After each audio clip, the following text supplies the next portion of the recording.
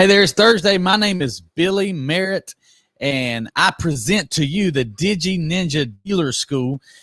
You know what? I had them make sure that they had the outwork in there, but then I lost the DigiNinja. Guys, we had an awesome show yesterday on Winning Wednesday, Winning Together, and it actually is very exciting. April and I got into a public argument. If you haven't seen that, you need to go back and watch it. That was pretty cool. It totally was a legitimate, real argument right on here, live. I was cackling like a hyena in front of both of you. You had to turn the volume down.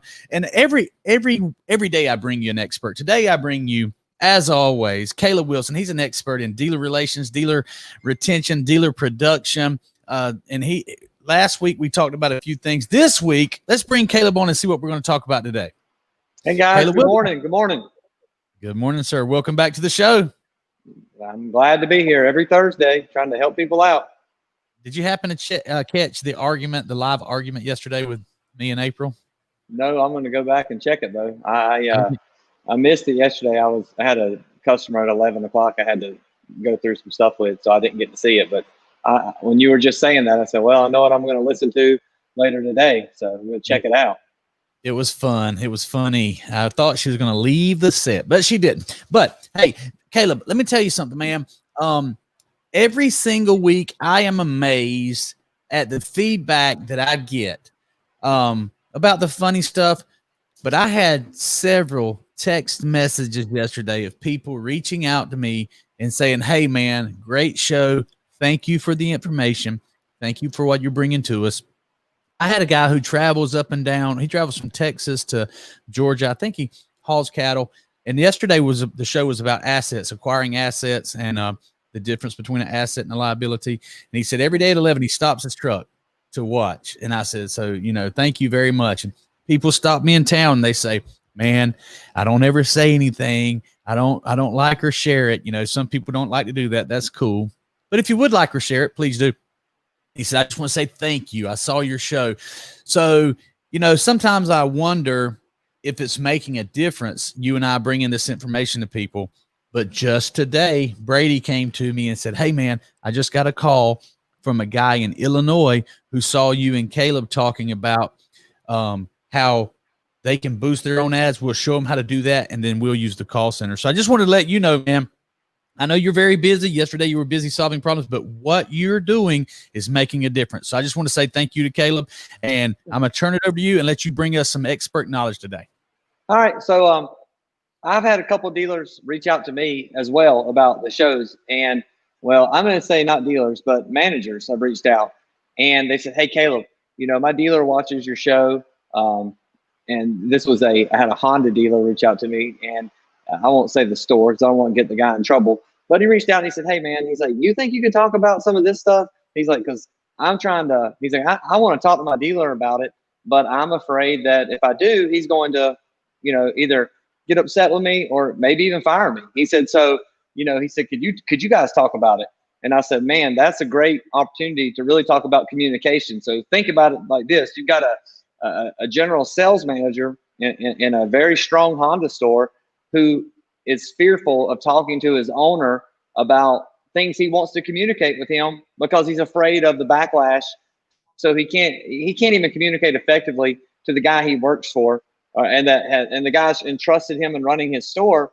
And he can't even effectively communicate with him because he's worried about what's going to happen. So, I thought if that's happening in that store, it's got to be happening in stores all over. So I thought, let's talk about effective communication. And three categories: training, management interaction, and actually working, desking, and closing car deals. So that's what we're going to talk about today. It's a lot to fit in, but we'll just go through it. So I'm going to start with the first one I talked about was communication and training. And this may upset a few dealers even watching this show today, but I'm going to say some things or talk about some things that I experienced in my automotive career that were frustrating and that really led to poor employee satisfaction. And that without employee satisfaction, you're not going to have good customer satisfaction. So, and then, like I said, going back to that, when I was with Cardone, there was a JD Power study came out, and it said that there's 3 reasons, the 3 things people hate most about buying a car. And the three things people hated most about buying a car were actually not price. They weren't payments. They weren't any of that stuff. The number one thing was time. It took too long to buy a car. Number two was they hated the process. You know, they hated the process. And then number three was they didn't like their salesperson because they felt like they were lying to them. They were pushy. They didn't communicate well. And JD Power went out and did the same survey of people in automotive, and they had the same three complaints. What they hated most about selling a car was how long it took. The number two thing was the negotiating deal process. And number three was the customer. And that's pretty sad when the person hates the customer. That's their biggest complaint. But it's real because of some of the parameters put in the store they had to work under, and which made the process not effective, because in the communication process, we were trying to get what we wanted as a dealership and not what was great for the customer, the salesperson, and the process of selling a car. And so sometimes we have to sacrifice control to really give the customer and our employees and our team a better experience. So does that make sense? It makes total sense, man. And normally I would ask a lot of questions, but I'm just going to let you take over because. All right. Well, all right. So here's a little story. I was the F&I manager for a big dealer group. And this would have been about 12 years ago. And we came into the store, and they brought in the CFO had brought in a training company like your it would be like your insurance provider, that your reinsurance provider for the store. They brought in some attorneys and some training, and they brought every manager, every finance manager, every sales manager, GSM, general manager. They put us through a mandatory training class. And in this, it was a 2-day, 8-hour training class. And in that 2-day, 8-hour training class, we went through a lot of different scenarios. We talked about recon of vehicles. So, there was a lady who bought a truck, and the car went through PDI or UCI. It's a used truck, and it needed 2 tires to pass UCI, to pass North Carolina State inspection. Well, what we had always done, and years of automotive, was put the 2 new tires on the front of the car and move the 2 good ones to the back. That protocol had changed, and you're supposed to put the 2 new tires on the back now and leave the front as is if you were only going to replace 2 tires. Well, this lady bought this truck, and it was done that way. And she was pulling a horse trailer, and she was in the rain. And because the tires had different tread depths, front and back, when she hydroplaned and she wrecked her vehicle, she was able to sue the dealership. And the first 2 people that got fired was the service manager and the used car manager, because they didn't follow the right process of PDI, and they didn't know where those tires should have been at. It wasn't intentional. It wasn't anything. It was just a frivolous lawsuit of someone not paying attention, driving in the rain, that went back and sued the car dealership. And a second thing we learned in that class was just going around all the things about how to sell a car. What income levels were acceptable, what job terms, how a credit app had to be done. Everything you could think of to sell a car. So when we walked out of that class, they made us sign a form saying, basically, hey, if we get sued for any of this, it's going to be your fault because you were the manager on duty, you did it, and you sold the car. But you need to sign this. So when we left that meeting, all the general managers, finance managers, we had all went to lunch, and we were talking. And basically what we all felt like at the store level was, man, if we followed every rule in this they gave us this big book. If we followed every rule in that book, we really could not sell a car. I mean, there's no way that we could follow every rule in that book and sell at least the level of cars we were selling in a store that was selling 100 cars. If we followed every rule to the T, every recon to the T, we probably could sell 40 to 50 cars, almost half the production. And so what do you think would happen if we followed those rules exactly and we only sold half the cars? What would happen to all of us that work there? You're going to get fired.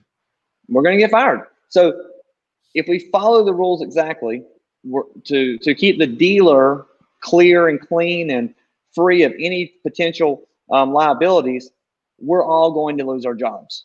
But if we do what we know how to do to put deals together and sell cars, and something happens, we're going to be the ones responsible, get fired, or even, get prosecuted for it, for what happened. And that was, that created a lot of just animosity towards the ownership group in that entire dealer group, because we all felt like we were just hung out to dry. We felt like it's all our fault. They know as an ownership group that we're not going to follow all these rules because we want to keep our jobs and we need to make money and provide for our families. But we also knew that they didn't really have our back. You know, they were putting us out there because they knew they could hang us out because we signed these forms. They knew that we would take responsibility. They would be clear and they would still make money because they knew we would operate as normal to sell cars. And that really, I know that wasn't the only dealer group that does that. It happens everywhere because I hear it. And that is something that, it really, I don't know the answer of how to fix it, but I know it's a communication issue in stores, right? And so a good example of that in that training communication sample would be like if you came in to buy a car from a dealership, Billy. So you come in, you're smart with your taxes, you know how to control, obviously we talked about that book, the tax-free, what's the title of it? Tax-free wealth. What is it? It's in that top drawer. I got it right here on the bookshelf, but that book that you recommended that we get, right? And in that book, it talks about how to create other businesses to limit your tax liability, and so you're real smart about it. And let's say that you told the IRS, hey, Billy Merritt actually only made $30,000 this year. So Billy Merritt comes into a store to buy a new truck for the farm, and there's 0% going on. So Billy's like, I'm going to finance this truck. I'm not going to just write a check for it. I'm going to finance it. And they get to the part of the credit application, and Billy really on paper only made $2,500 a month. But Billy don't qualify for this truck. But Billy has an 800 credit score. He knows the dealer. The dealer knows that he's a millionaire and he has plenty of money. But so what does the dealer do? Does he put on the credit app what Billy told the IRS, or does he put on the credit app enough to pay for this truck? And that happens to car dealers every day, sales managers every day, and they have to make that decision. Now, if I'm that sales manager, I'm going to say Billy makes enough money to buy the truck because I know he does. If something, but if that deal was to get audited or whatever, then that guy's going to lose his job. So that's a communication issue that I've been getting feedback from GSMs and general managers for years, and I've never really put it out there public like that to talk about. And I know that it may not be getting we may not see a lot of comments right this minute about it, but if people watch the show, I'm sure there's going to be guys that give us feedback and say, hey man, I'm faced with that every day. What do I do? And so I think what dealers have to do is sit those guys down and let them know, like, hey, I've got your back. We're in this together. We're not going to hang you out to dry. We're not putting it all on you. We want you to make good, clear decisions. We don't want you to fraudulate credit apps. We don't want you to fraudulate deals. We want you to do things the right way, but we also want you to know that when you use good common sense and good discretion to make good decisions, that we're going to have you back. We're going to support you, and we're going to not just put everything on you if something happens. So I'll let you kind of give us some feedback on that and what your thoughts are with some of that before we move on to the next thing. Sure. Absolutely. Smith. So hashtag on this clip, finance managers, hashtag proof of income, hashtag credit apps. We deal with this every single day. Every dealer, every salesperson that's watching this has dealt with this today. If you haven't dealt with it today, today's Thursday, every single salesperson that's watching this has dealt with this week. Joe's cash flow is hundreds of thousands of dollars per year, possibly millions of dollars per year, at least hundreds of thousands of dollars per year. Joe's net profit, Joe's real income reported to the IRS could be a loss. Could be a loss. He's buying a car in his personal name. Don't tell. We all deal with it. So let's put it out there. This is a serious conversation. What do you put on the credit app? What do you put down? If you put down Joe makes his net income is zero or negative something, you're not selling the car. There's some liability. It happened 99% of the time. And I prove me wrong. 99% of the time, you got to put down Joe's cash flow. And by the way, Joe signs that credit app. Joe signs it, so Joe's attesting to what he makes. It's not the salesperson. It's not the salesperson being, bad. It's not the salesperson being unethical. It is the understanding that this is a complicated situation. Joe is a businessman who on paper actually nets less than $30,000 per year, as you'd say. Joe has to operate. So, it's something that, hey, I'm gonna give you an example as well. I used to run teamed events. I was at a dealership, and this lady with an 800 beacon score, like you said, wanted to buy a car, and the payment was $200 a month. She could definitely afford this car, but she made less than the bank's minimum requirement. Now, the salesperson, it was a house salesperson, the salesperson that worked at that dealership actually took the credit app. He put down $3,000 per month, whatever that number was, the minimum. The lady was extremely happy to get such a low payment, but because we were a teamed event in there, the owner of the store said, wait a minute, I know this lady. He was auditing. He said, I know this lady. She doesn't make $3,000 per month. So he called me in his office, asking me about it. I said, I'm not sure, sir, but I do know she's a previous customer. You've sold her cars here before. Let's pull the old file and see what you put. Yeah. As a matter of fact, when they pulled the old file, she made more in the past than she did then. So, it's always a finger pointing thing, Yeah. And it is, Caleb, and I'll let you talk about this and take it from here. But it is something that you do have to consider. And there's a line, because there is black, there is white. There's also gray. What are you going to do when this person can afford the car? Their cash flow will allow them to pay for the car, but the credit app says what is their net or their reportable IRS income.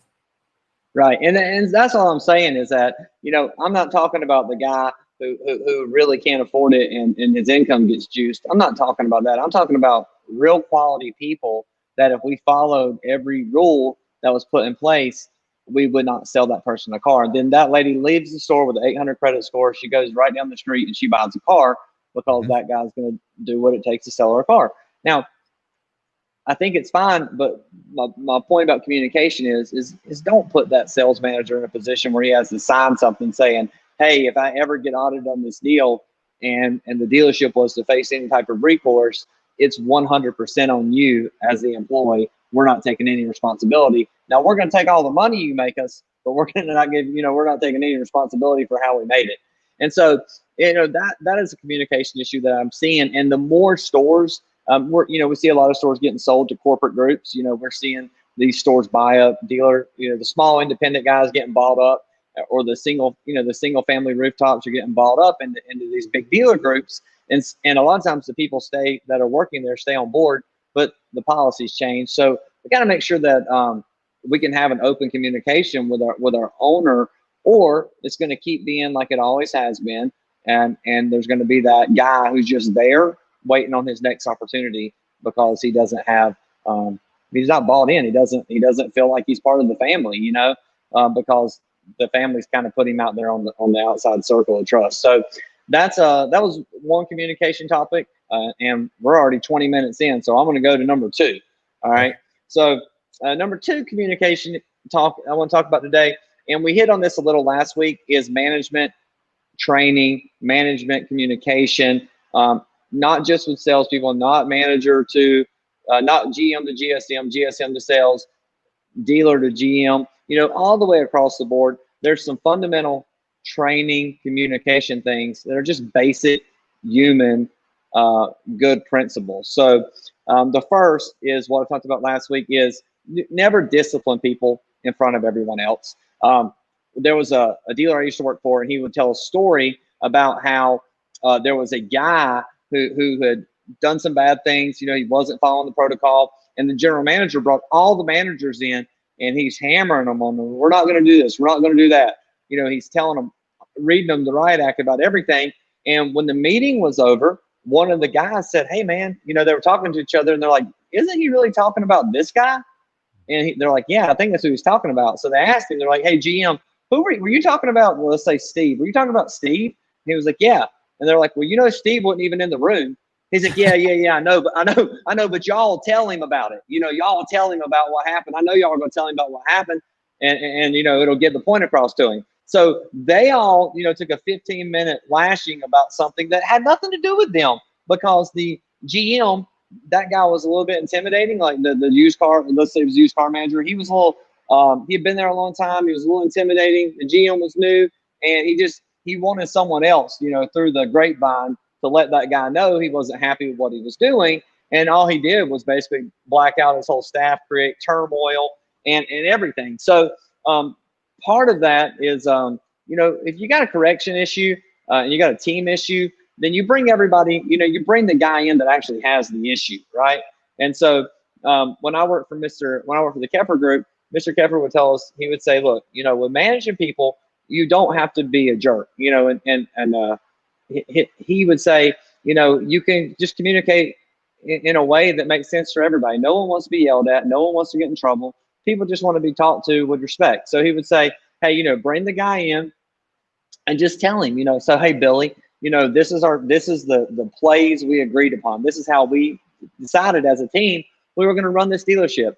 And Billy, you're effectively just waving your middle finger at me saying, hey, I really don't care what Billy said or what we agreed to. I'm just going to keep doing it my way. And, Billy, that's fine. You just can't be on this team. I mean, you're a great wide receiver and you're a very talented guy.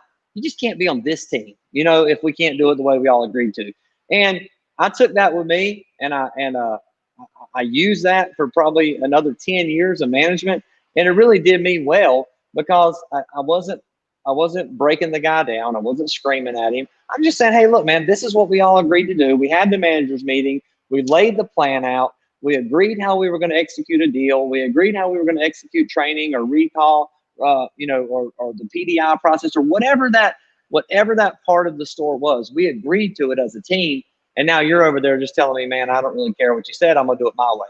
And that he had that conversation with me. So I thought, hey, let's talk about it in this platform where other people could maybe hear those word tracks or hear that style. And I'm sure they could use it today with some of the people they're dealing with.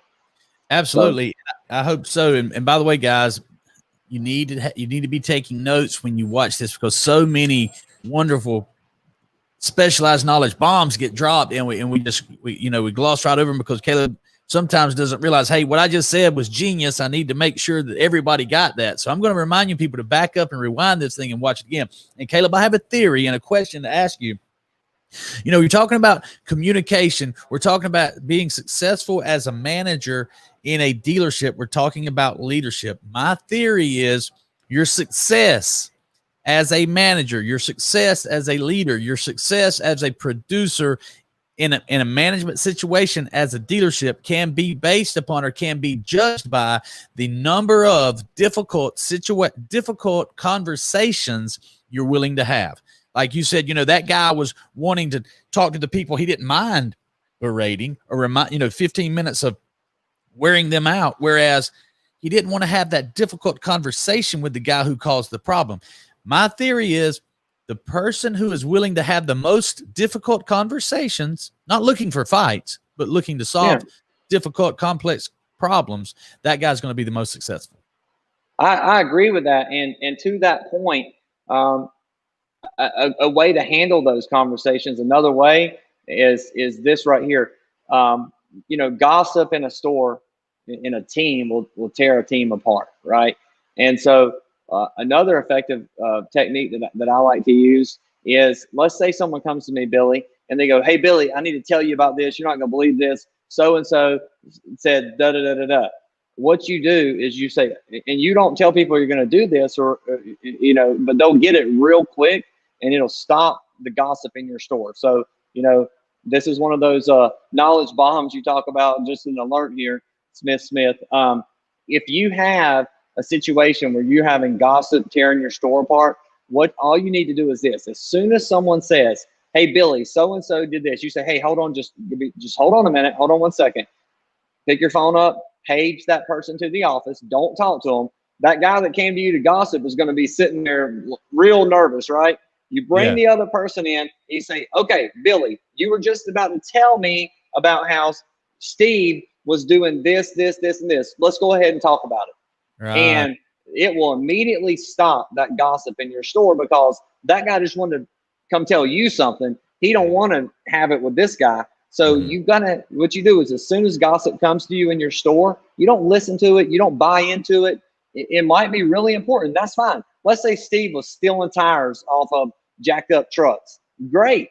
I want to hear about it. Same time Steve gets found out he's caught doing it. Don't tell me about it and let everything get let's not stir up this gossip storm at the store that's going to take away from taking care of customers, selling cars, selling parts, and selling service. Let's handle it that way. So general managers, dealers, sales managers, it doesn't matter what level you're at. When someone brings gossip to you, stop it, call the person in there wanting to talk about, and have that conversation right then, and it will stop it from happening in your store, because people don't want to be put in that awkward situation.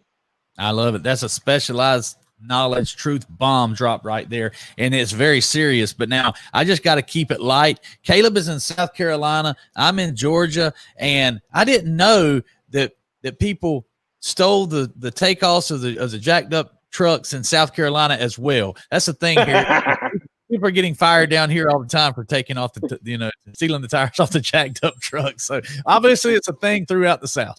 Go ahead. I think it's a thing everywhere, whether, guys, but looking for easy money like that comes from not respecting the store you're working at. It does. It's not, it's because you feel like the guy feels like it doesn't matter. He feels like, he's just there. He's not going to be there forever. He's just there. So easy money opportunities comes along, and guys take advantage of it.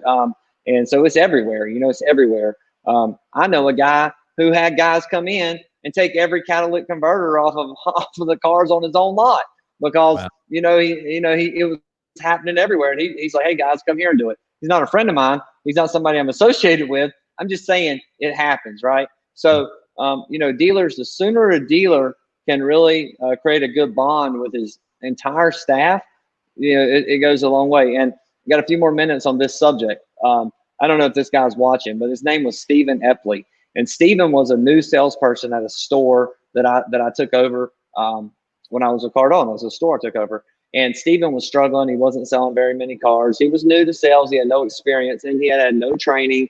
He just got through to survive. And we put him in a training program. We did our daily training. We did the Cardone on Demand, which is a great tool I recommend everybody use. And we did the Cardone on Demand training, and we got this guy really excited about selling. And he become a really great salesman really fast, because he had a lot of enthusiasm. He was a nice young guy. And when he started, it was his second month in sales, and he sold 20 cars, and he was the salesman of the month at this store.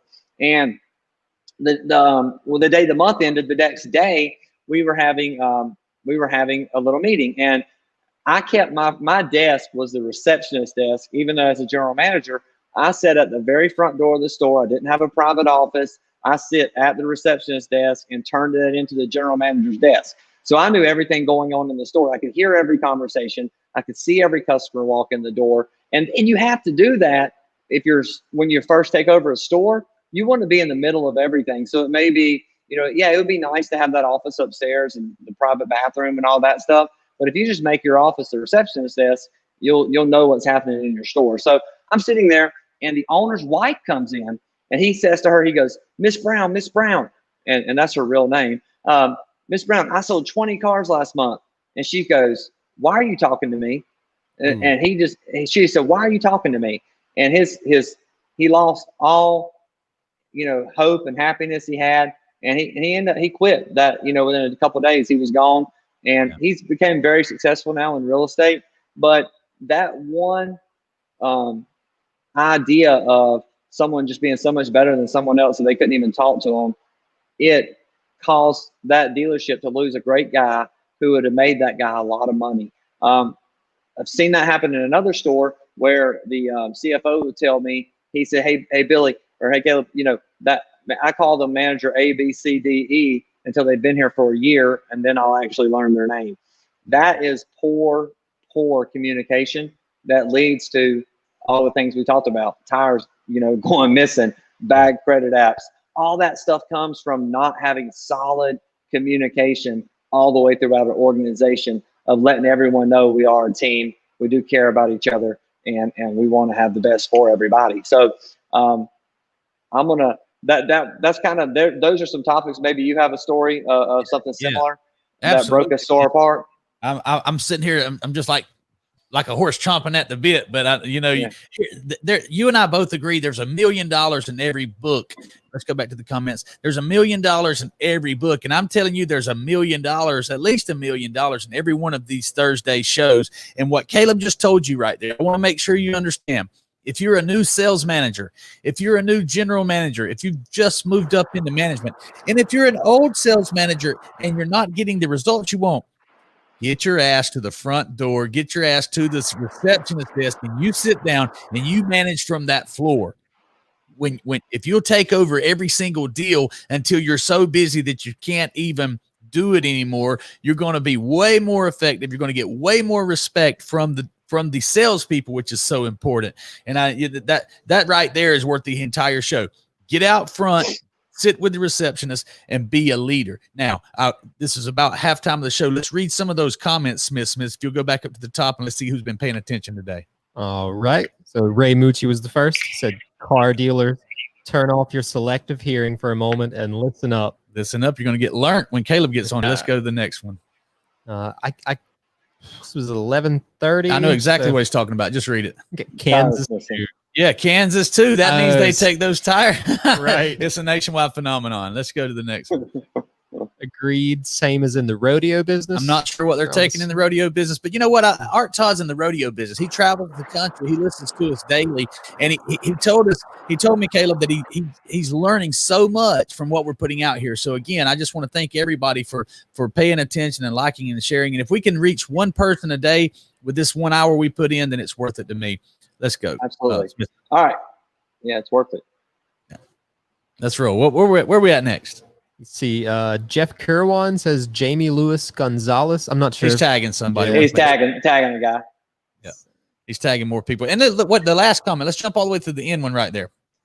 Let's not sit with the receptionist, but move her. Okay. So that came from Sheena Stewart Wilson. She's got a few things to say. Move the receptionist, get up front and take over your deal. Well, Caleb, we're on a roll, man. So much to guys. If you're just watching, please like and share this. Tag a friend like these guys are doing. Comment. Let us know what you think. Let us know what you want to talk about. And right now, I'm going to turn it back over to Caleb. Caleb, what's the next thing we need to know about communication? All right. So obviously a lot on that topic with management and training and communication and having. So I'm gonna hit on something real fast, and then move to desking deals. But have whoever you put out front, whoever your guy is, if it's a general manager, if it's a general sales manager, whatever your store structure is, have that guy on the same page you're on. If I'm Mr. Dealer, don't take conversations behind that guy's back. Don't let people come to you and go around his process.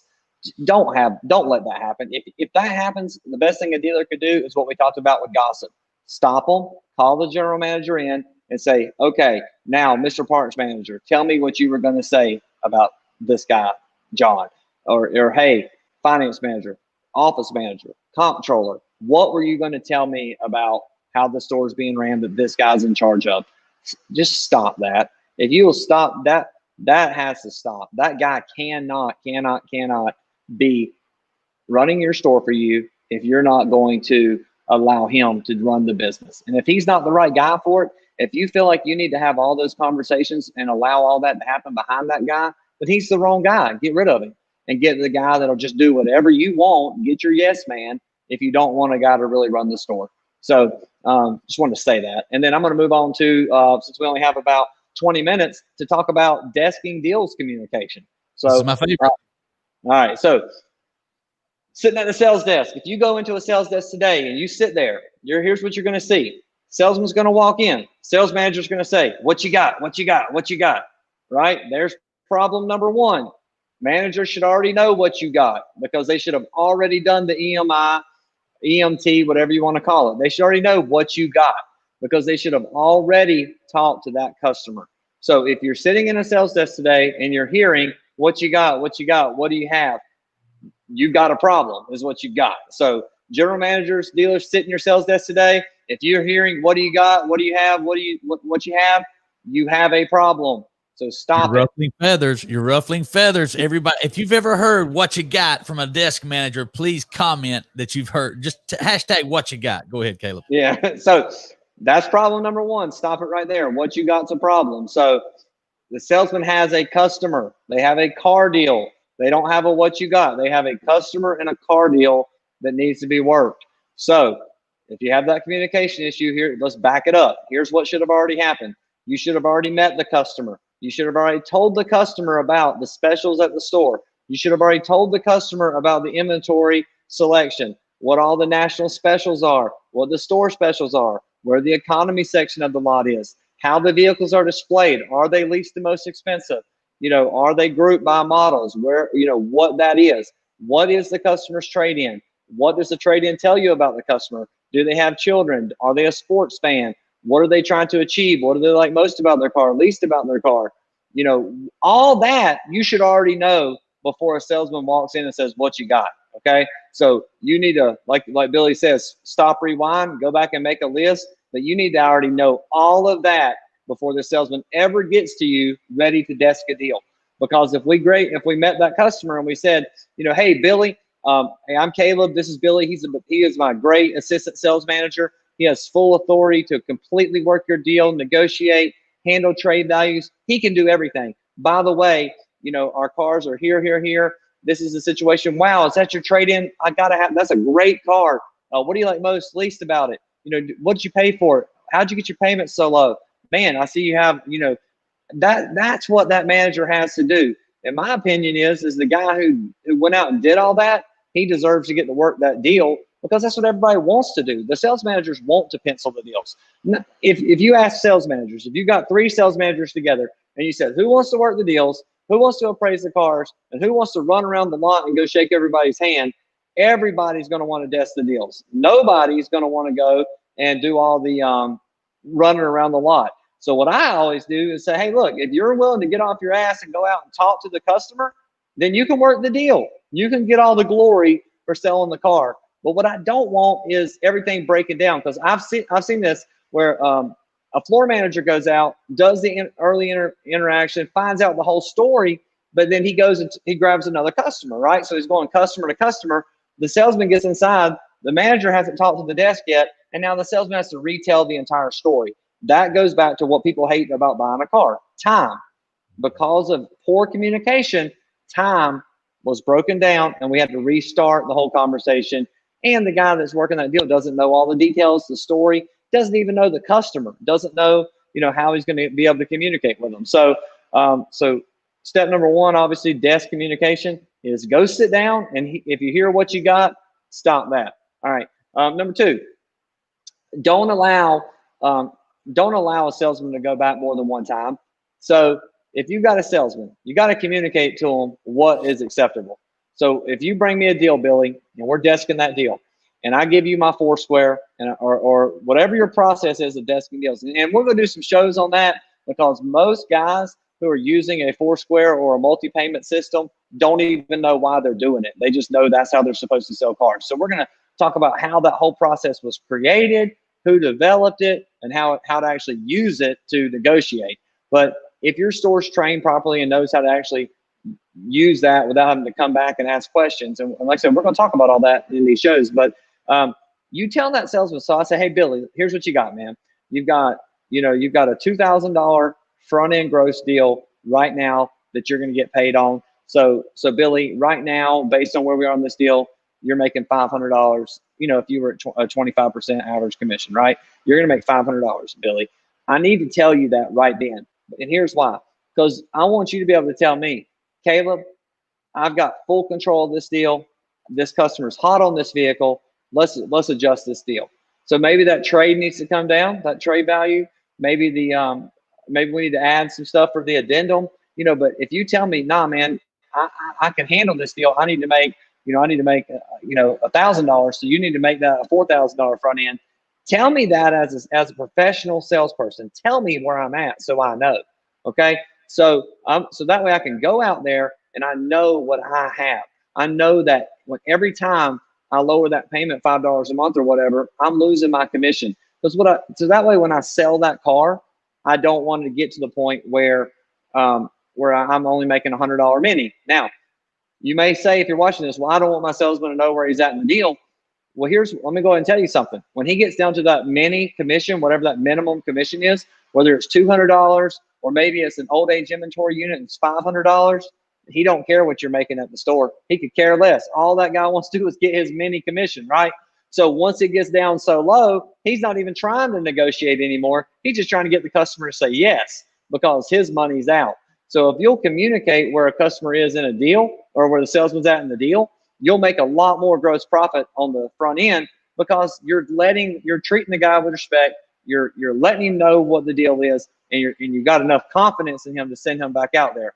So if you don't have enough confidence in him, Billy, what do you have? You got nothing, man. I mean, you got a badly trained salesperson, right?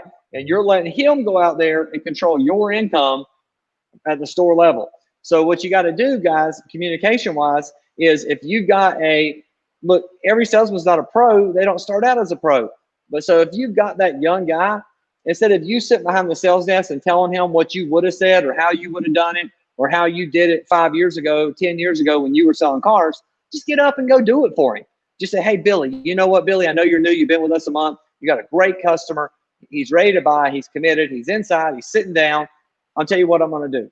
Just follow me. I'm going to go negotiate this deal for you and go show that guy how to do it, and that'll get you respect from all the salespeople. That guy will know that you were the guy that cares about him. And sales managers, if there's 3 of you at a sales desk and you want to have some job security, have every salesman only want to work with you. And you will have not only job security, but you will get promoted in that company because everyone knows if they come to Billy, he's going to do whatever it takes to help them make money, to pay their bills, to provide for their family, and to sell a car. So speak on that for a minute, Billy, about building that, becoming that #1 sales manager by showing that you're going to do whatever it takes. Well, listen, you've done it. I've done it. That's how I've anytime I've went into a dealership, I've always been the guy that they want to work their deals with because I'll do the whole thing. Now, I'm not doing the whole thing because I don't trust the salespeople.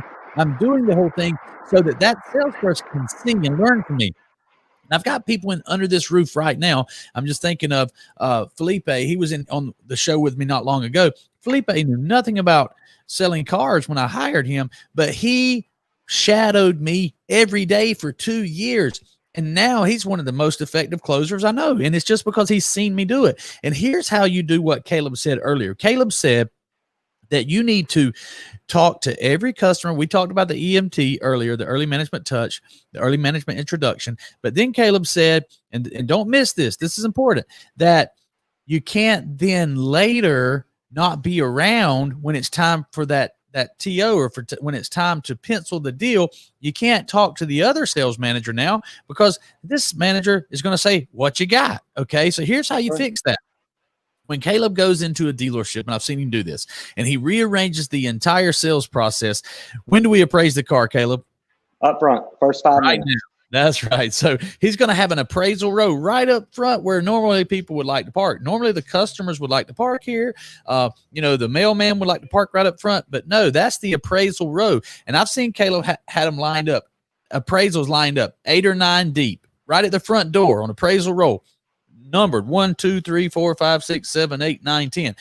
The salesperson pulls that customer's vehicle right into appraisal row, and then Caleb can go from #1 to #2 to #3 back inside, and in the best case scenario, all your walls are glass so you can see what's going on, and then when it's time to go take a TO, he can run to the office, solve the problem, and get out of there in no time. All this stuff is possible because I heard it. I heard people out there saying, I heard it coming through the ether. There's no way you can talk to every customer. There's no way you can handle every deal, that you can know every situation.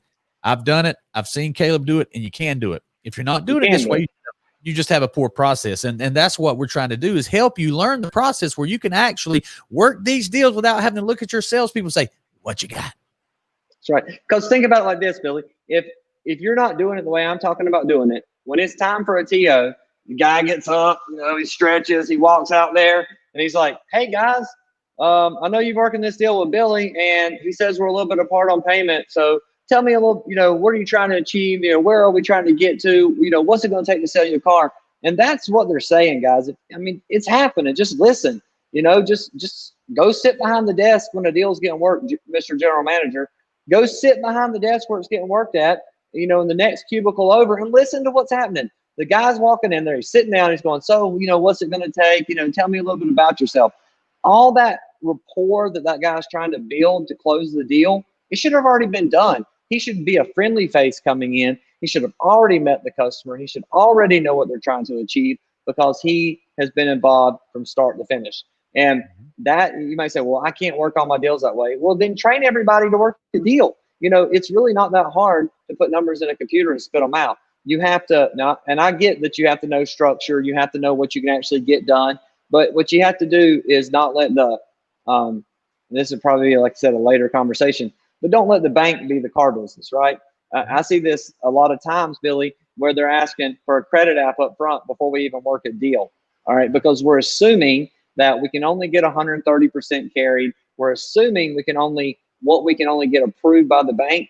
And what we're not taking into consideration is what the customer can come up with: cash, assets, things they can trade, things they can liquidate to get money. Do they have credit cards on their credit bureau, that they can, do something with, right? I know we can't take those as down payment, but, what do they have? Do they have a home equity line that has $3,000 on it of available credit that they could write me a check for down payment? You don't know all the information, so quit letting the bank control that car deal. Just have a great conversation, make the customer happy, treat them like a millionaire. And then when it comes down to, I'd rather work my deal and have my customer closed on a good deal and then find out that I got to trim it back some, because all that does is I go back and say, hey, Billy, you know what? Talk to the banks, here's the situation. And it's a good, positive conversation. And it's not my fault if you didn't pay your bills on time. So I'm going to treat my deal the way I feel like it should be. But that trade-in is going to tell you everything about it. I promise you, once you get good at it, you can look at every trade-in, ask the questions, and know exactly where that credit score is going to be at. So you can go ahead and anticipate that rate when you're working your deal. But if you don't do that and you don't have good communication, you're going to have to ask for a credit app up front. You're going to have to ask the salesman what you got. You're going to have to keep doing things the way they're done at most stores. And the reason most stores are struggling, most stores aren't selling what they want to sell, most stores are having turnover, is because they're not having effective communication. They don't have a great process laid out, and they don't have a guy managing it, making it work the way he knows it should go. So that's a little bit more on desking deals. And I guess the last part, we got 10 minutes about desking, and that communication process is the F&I department, and clear communication on, and every salesman that watches this will agree with this. It's the F&I wait time to get a deal, to get a customer into finance, delivered, and moved on. So salesman knows the situation. Salesman knows how antsy the customer is, what they need to get done, where they have to be at. And I see deals getting lost in stores every day because the finance manager is not efficient, fast, and getting the customer in and getting the customer out of that box. If you have a funnel issue where you have one F&I guy and you have 5 customers that are waiting to get in every day, and it's always a problem, you got to have another guy. If you say, well, compensation wise, I can't afford another guy, then get 2 cheaper guys. But don't let, because you'll be able to afford the guy as soon as you fix the problem. As soon as you fix the problem, you'll be able to sell more cars. You'll have more people coming through, and that payroll compensation issue won't be there because you're running that store the way it should be ran. You're going to have, you're not going to be losing 1, 2, 3, 4 deals, because I'd say the average store, and I don't have the math in front of me, but like the NCM data, but let's say the average deal is $2,500 a copy, plus dot, plus ads and deducts. At the end of the day, it's probably a $3,500 deal. All right. If you lose 3 car deals or pick up 3 car deals a month, you can pay to have a quality F&I manager with those 3 deals. So how many deals are we losing with F&I wait time and F&I delivery times being the issue? So clear communication there, I think, is something that's real important. As a salesperson, when my deal's done, it's ready to go into finance, I need to be able to go up and say, hey, Billy, my customer's ready. How long are they going to be waiting?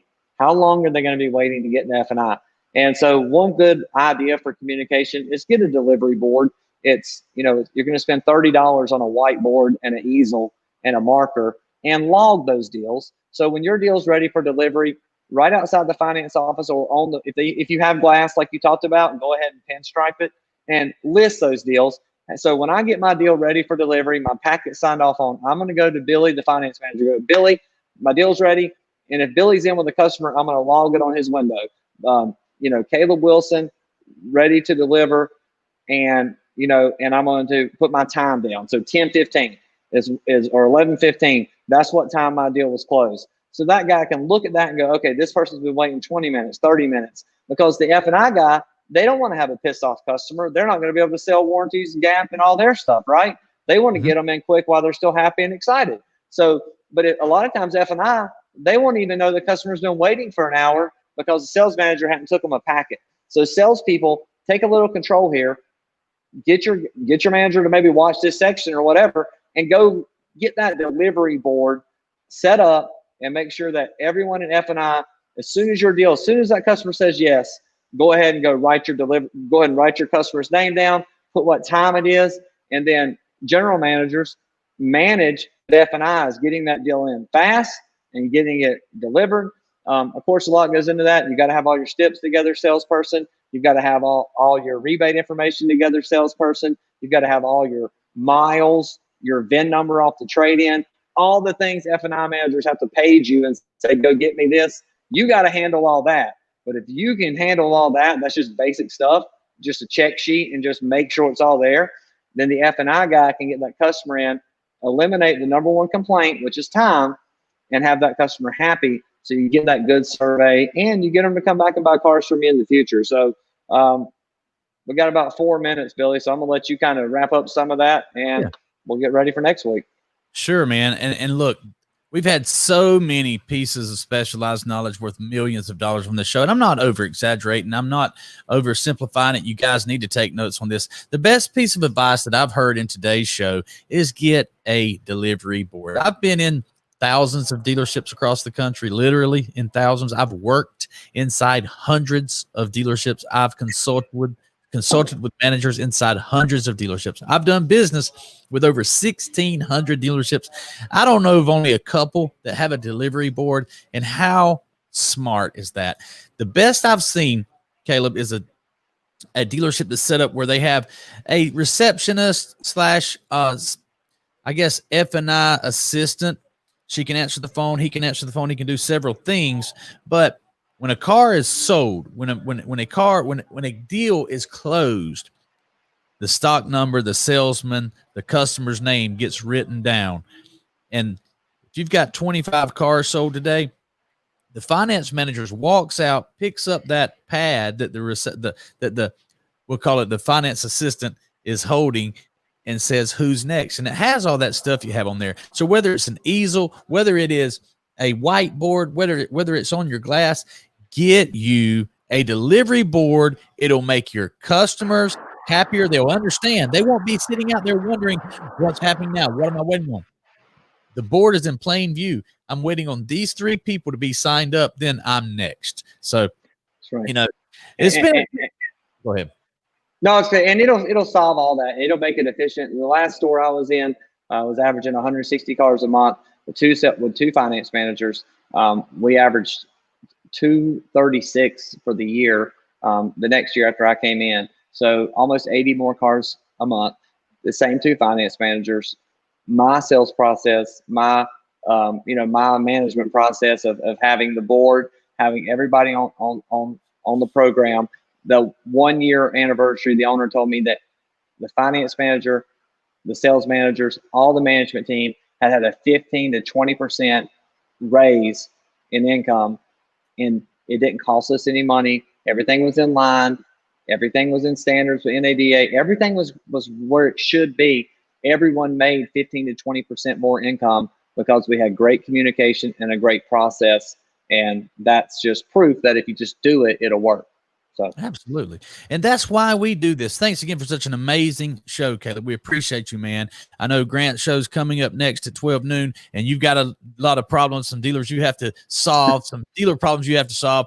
I can't wait for next week. This has been our best show yet. I absolutely think this is the best show you and I've done, man. I'm going to I'll talk to you after the show. Thanks for coming on, brother. all right, brother. Talk to you later today. Take care, man.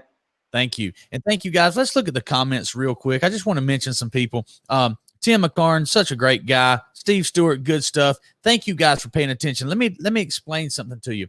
What Caleb and I are bringing to you every Thursday is this type of stuff that dealers all over the country pay for. If you go back and listen to the 55 minutes that we're on here and you take notes on every recommendation, then it's going to improve your daily. It's going to improve you're going to make more money. Your dealership is going to be better. You're going to make more money. Your salespeople will be happier. Your customers will be happier. Listen, we don't do this for the fun of it. We don't do this for necessarily. Don't get me wrong. It benefits us when we can give you specialized knowledge, and then you can come to us for other ideas and other services. But we absolutely do this to help salespeople, to help dealerships, and to help sales managers. We want to make the car buying process better all over the country. It is absolutely true that Caleb took a store from 150, 160 per month to averaging two. It was two. Don't get me wrong. I want to say it was 80 more. Yeah, another 80 cars per month. And everybody made more money. If you listen to these shows every Thursday, if you'll tag salespeople, if you'll tag sales managers, we'll make you more money too. The proof is in the pudding. Our track record proves this. Thank you so much for paying attention. Thank you for being here. Please like and share this. And I can't wait for tomorrow when we get to have Feel Good Friday with Paul Sullivan. See you guys tomorrow.